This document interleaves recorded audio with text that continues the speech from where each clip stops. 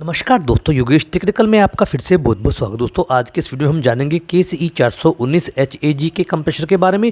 दोस्तों यह compressor high back pressure एप्लीकेशनों पर लगता है, वो भी मैं आपको बताऊंगा वो कौन कौन सी एप्लीकेशन होती है। और जो हमारा मेन उद्देश्य है वो है कि आप इस कंप्रेशर की जगह और कौन से अन्य कंप्रेशर लगा सकते हैं अगर आपको यह कंप्रेशर उपलब्ध नहीं हो पा रहा, या फिर आप अन्य उन कंप्रेशरों की जगह ये जो KCE 419 HAG है ये कंप्रेसर किन किन नंबरों की जगह लगा सकते हैं। ये सभी बातें मैं आपको इस वीडियो में बताऊंगा और यह किन किन एप्लीकेशन पर लगता है वो भी मैं आपको बताऊंगा।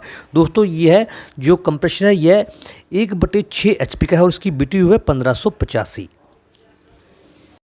तो दोस्तों वीडियो में आगे बढ़ने से पहले एक ज़रूरी बात, अगर आप इस लाइन में नए हैं और आप रेफिजरेशंस के किसी टूल को लेना चाहते हैं जिसको लेने में आपको असुविधा उत्पन्न हो रही है, तो आप डिस्क्रिप्शन में जाकर वहां से उस टूल को खरीद सकते हैं या फिर उस टूल के बारे में जान सकते हैं। तो अब हम बात करते हैं इस टॉपिक के बारे में। जैसा मैंने आपको बताया कि यह KCE 419 HAG 1.6 हॉर्स पावर का कंप्रेशर दोस्तों और उसकी BTU 1585 है। इस कंप्रेशर इस्तेमाल हम हाई बैक प्रेशर एप्लीकेशन में करते हैं जिनमें हमारी water coolers, oil coolers, panel cooler, water chiller, refrigeration air dryer, walk in cooler व मिल्क कूलर इत्यादि आती हैं। मैं आपको हर बार बताता हूं कि हम कंप्रेशरों को एप्लीकेशन के हिसाब से ही उनका चयन करते हैं और हमारी रेफ्रिजरेशन लाइन में high back pressure, low back pressure और मीडियम बैक प्रेशर टाइप की एप्लीकेशन आती है और उन्हीं के अनुसार ही हमें कंप्रेशरों का चयन करना पड़ता है। लेकिन जो मुद्दा है वो है हमारा कि अगर आपको यह कंप्रेशर उपलब्ध नहीं हो पा रहा तो आप इसी जगह कौन कौन से कंप्रेशर लगा सकते हैं। मैं आपको लगभग 10 से 12 कंप्रेशरों के नंबर बताऊंगा और अगर आपको वो कंप्रेशर प्राप्त नहीं हो पा रहे जो नंबर मैं आपको बताऊंगा तो आप इनकी जगह KCE 419 HAG का इस्तेमाल कर सकते हैं। दोस्तों यह कंप्रेशर 20 लीटर के वाटर कूलर में लगता है और यह कंप्रेशर 100 से 120 लीटर प्रति हावर के बोतल कूलर में भी लगाया जाता है और यह VG कूलर जो 110 लीटर तक का होना चाहिए 2 केस का, उसमें भी इस कंप्रेशर का इस्तेमाल किया जाता है। तो दोस्तों अब मैं आपको सिलसिलेवार वो सभी कंप्रेशरों के नंबर बता रहा हूँ। आप कॉपी पेन ले लीजिए और उन नंबरों को नोट कर लीजिए या फिर वीडियो को सेव कर लीजिएगा ताकि वो आपके काम आ सके। अगर आप इस मामले में परिपक्व हैं तो आप वीडियो को स्किप कर सकते हैं और जो दोस्त नहीं हैं वो वीडियो में लास्ट तक बन रहिएगा। तो दोस्तों जैसे मैंने आपको बताया कि ये 1/6 हॉर्स पावर का कंप्रेशर है और इसकी BTU है 1585। अब अगर आपको यह कंप्रेशर नहीं मिलता तो आप इसकी जगह टिक्कम शाह ब्राज़ील का AE 3417 YS जिसकी BTU 1418 वो लगा सकते हैं, या फिर टिक्कम शाह ब्राज़ील का ही AE 3417 YXC जिसकी BTU 1418 वह लगा सकते हैं।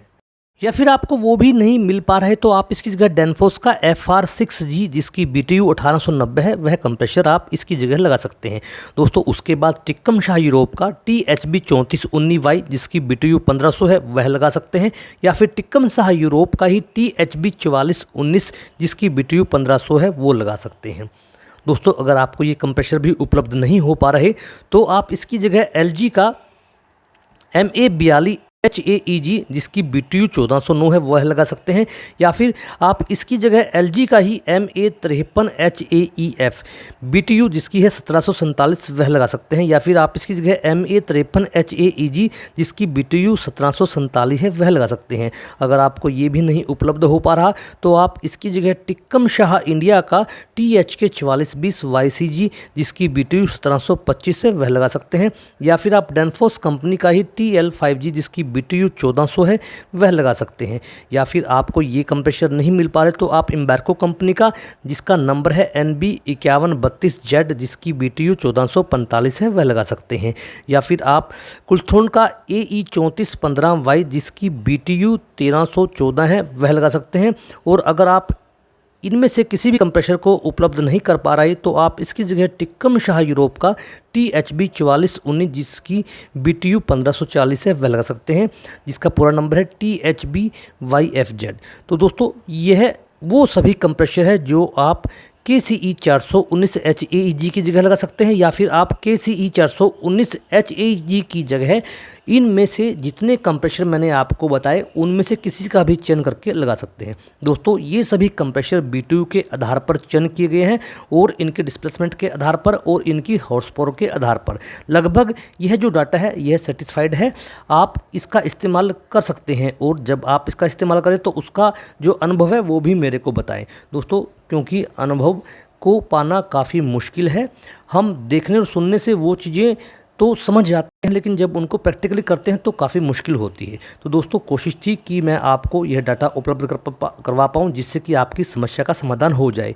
वीडियो अच्छा लगा हो तो लाइक और शेयर अवश्य कीजिएगा और चैनल को भी सब्सक्राइब करना मत भूलिएगा। धन्यवाद दोस्तों।